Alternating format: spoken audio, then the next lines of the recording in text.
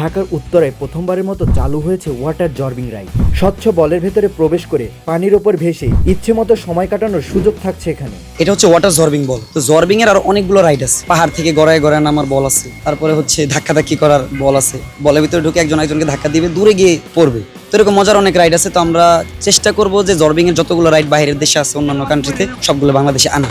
রাজধানীবাসীদের বিনোদন দিতে কয়েকজন বন্ধু মিলে শুরু করেছে এই উদ্যোগ, যা এখানে আসা দর্শনার্থীদের মন জয় করে নিয়েছে।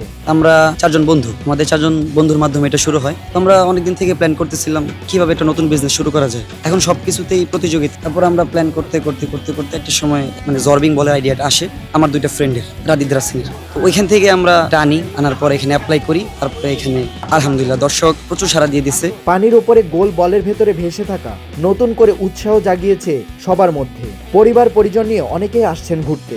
আলহামদুলিল্লাহ অনেক সুন্দর, জিনিসটা অনেক ভালোই। আসলে আমাদের বাংলাদেশে আমরা আর কখনোই এরকম দেখিনি। খুবই একটা এনজয় মুহূর্ত পার করলাম, খুবই এক্সাইটেড, আমরা খুব ভালো লাগছে। আসলে আমি এটার জন্য এখানে আসছি, উঠছি, ওটা অনেক মজা পাইছি, ভালো লাগছে। এখানে আসে আমার অনেক ভালোই লাগছে, বাচ্চাদের নিয়ে আসছি। আর এটা